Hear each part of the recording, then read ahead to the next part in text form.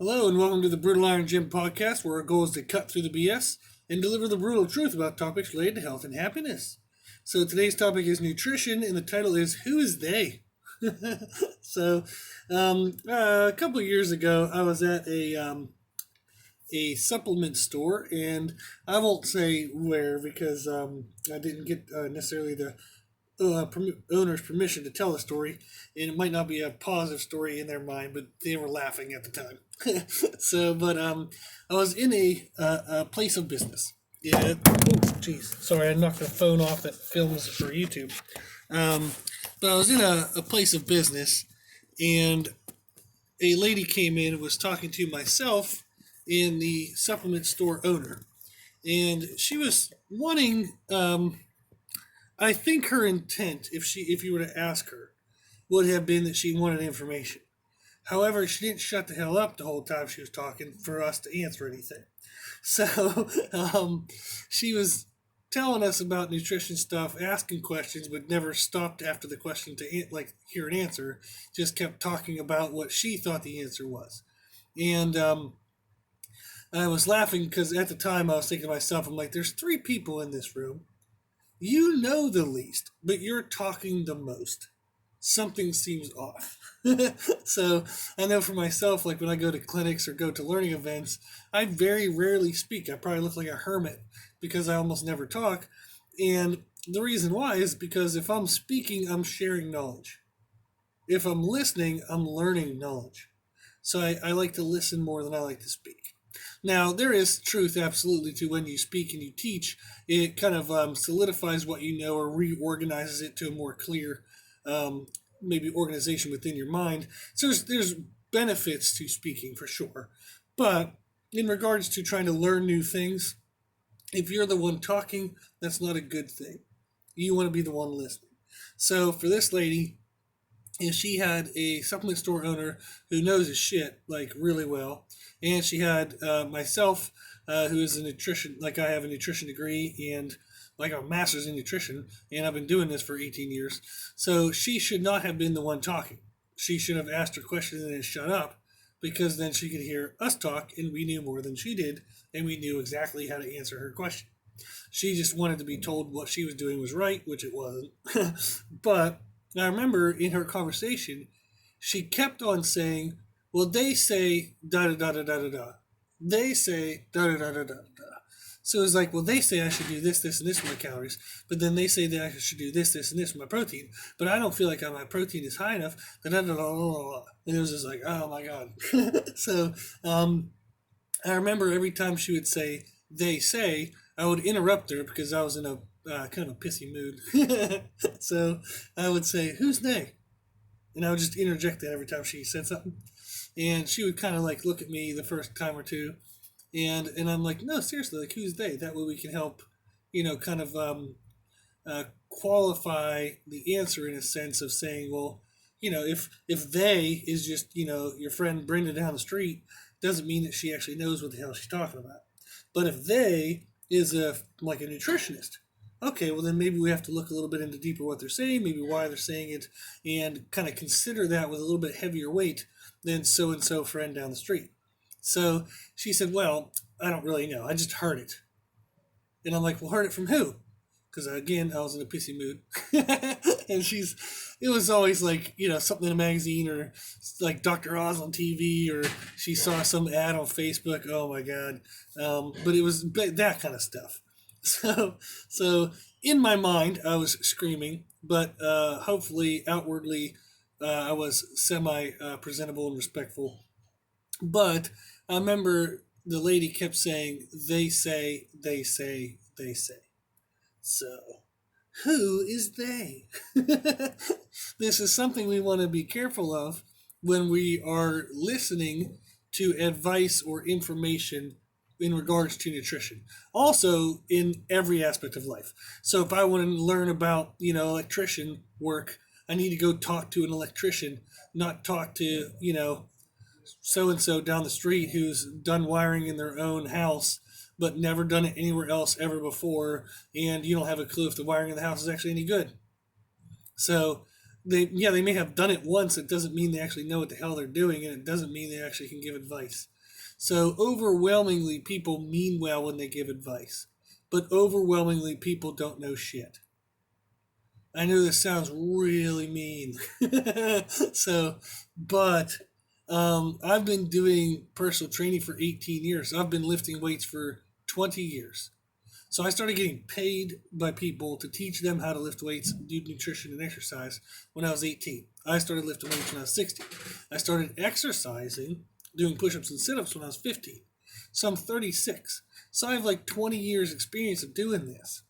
So, and one of the neat things about it is I'm 20 years into this and I'm still learning new stuff every single day. So imagine somebody who's only 2 years into it, 2 months into it, 2 weeks into it, 2 days into it.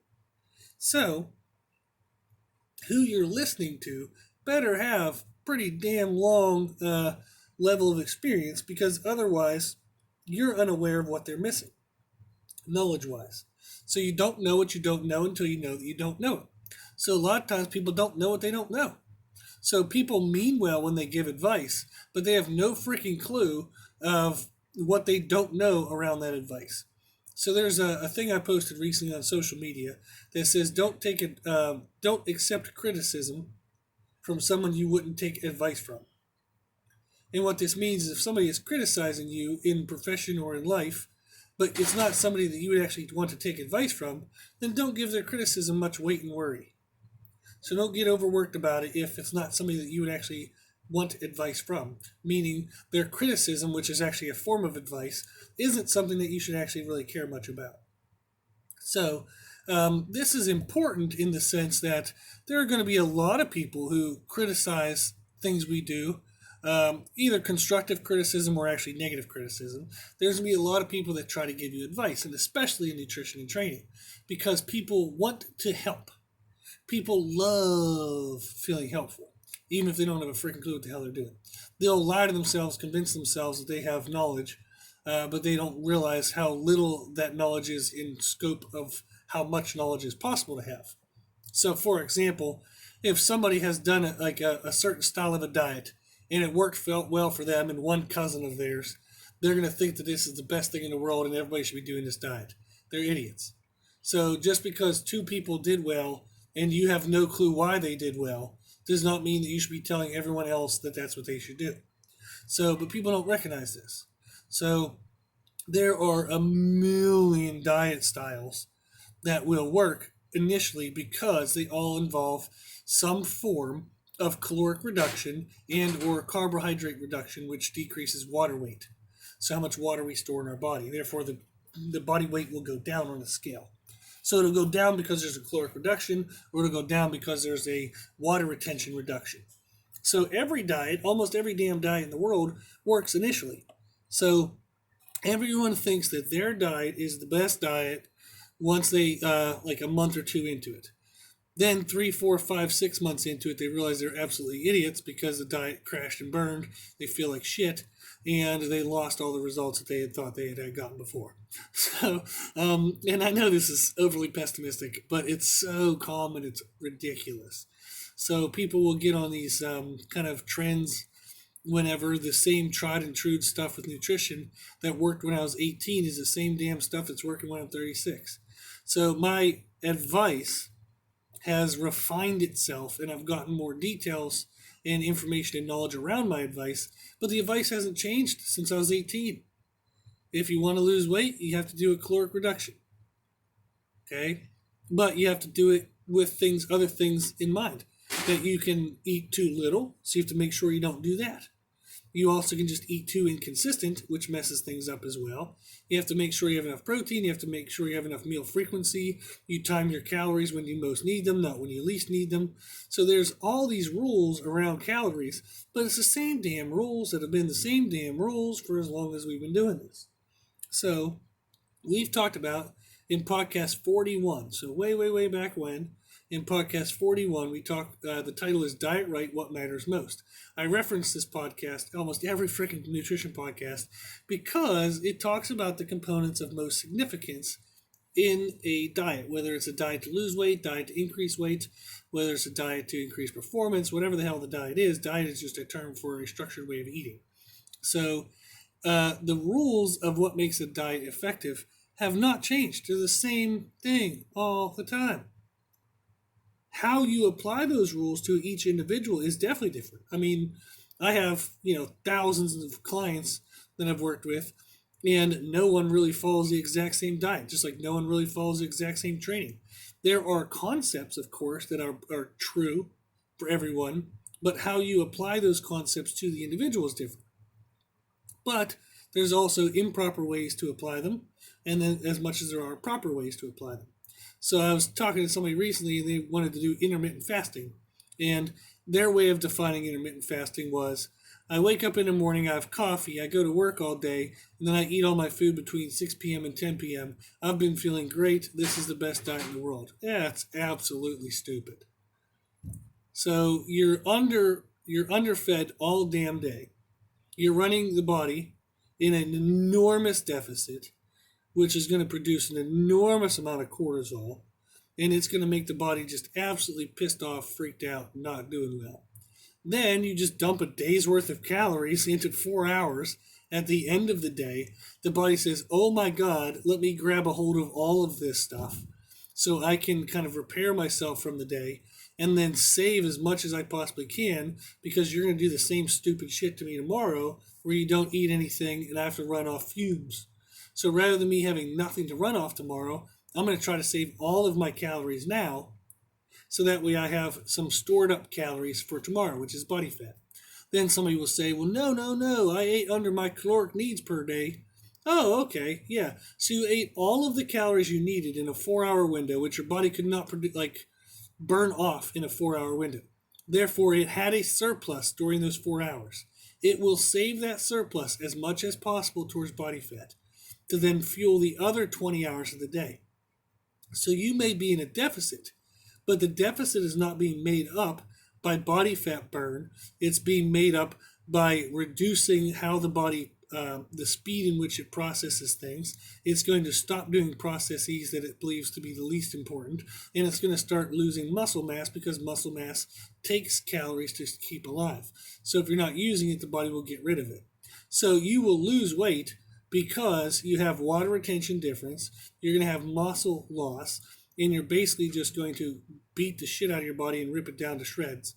But yet, you're going to see the scale going down. You're going to get to eat nothing during the day, which is what you're already doing. Okay, everybody already undereats during the day. Then you're going to overeat at night, which is what you're already doing. And somehow you think it's magically going to work now, just because you put some parameters around it. You're already undereating during the day. You're already overeating at night, and it doesn't work. If it worked, it would have already worked. Just because you gave it a name and a time frame doesn't mean it's going to magically work now. This stuff is ridiculous. So I'm off on a crazy tangent today. I must be in a wild mood. But the point of all this is that we need to know what the hell we're doing. So we have to go find good information. And how do we know what good information is? We've talked about this semi-recently in podcast 446, titled Different Categories of Nutrition Advice. And we talk about how there are different types of nutrition advice. So if you're wanting nutrition advice and you're listening to they, okay, whoever they are, whenever they say something, you should ask yourself does what they know match what I need? So if I'm a performance, like say I'm a runner, let's say ultra long distance runner, and somebody's giving nutrition advice and it has to do with blood health. Okay, that kind of applies. I would want to be a healthy runner, okay? But maybe they're giving advice about strength-based weight training. Okay, well that might not work. That might not match my needs, or vice versa. Maybe there's somebody giving nutrition advice about like aerobic health, but yet you're a powerlifter or a strongman and you do 1-rep maxes. Doesn't mean that it can't apply in some way, or that there's not some beneficial information to it, but it's not for you. Just like I have clients all the time that ask me, they'll listen to so and so who's a nutritionist, and I'm not bashing nutritionists in any way. It's just that's what the person was that they were listening to. So they were listening to so and so nutritionist who was telling them information about quote unquote healthy eating, but the healthy eating was defined as blood work values and had absolutely nothing to do with the composition, body composition, like how the person would look, and it had nothing to do with how the person would feel during their workouts. So they were getting advice from somebody who was giving them the advice to help their blood work, but they were trying to apply the advice to a change of aesthetics and increase in performance. That doesn't work. So if I get advice from my mechanic about a Volvo and I have a Ferrari, that doesn't seem to work well, right? Okay? So are you getting advice that matches what you want? Does what they know match what you need? So you need to be aware of the fact that there are different types of nutrition advice. So if you haven't listened to podcast 446, I would suggest checking it out. So that way you can find out what types of nutrition advice there are, and therefore you can better ask yourself the question of, if I'm reading, listening, or whatever to this thing, this information, how do I know if it applies to me? You'll better know what type of advice it might be and whether it applies to you. Okay? So for example, when I went to school, I did a master's in nutrition. Now, a master's in nutrition teaches you how to feed sick people in the hospital, teaches you how to run like cafeterias in public schools, and maybe to become a food inspector. Now, this sounds like I'm being a total jerk, but it does teach you how to teach other people how to eat well for blood values, okay, for health. It doesn't teach you anything about aesthetics, how to eat to look a certain way. And it only taught, the only thing I ever learned was one 3-credit class, an entire program on performance, and it was based around aerobic performance, not anaerobic like lifting weights.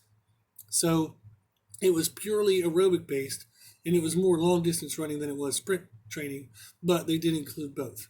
So in a whole entire Masters of Nutrition program, there was 0 credits on aesthetics. There were 3-credit class, one single 3-credit class on performance nutrition. The rest of it was on health nutrition. That is such a discrepancy that I actually had some of my teachers as clients before I graduated. So I actually had teachers of mine that were clients of mine. And what they hired me for was to teach them how to eat to look a certain way. So they knew infinitely more than I will probably ever know about health nutrition.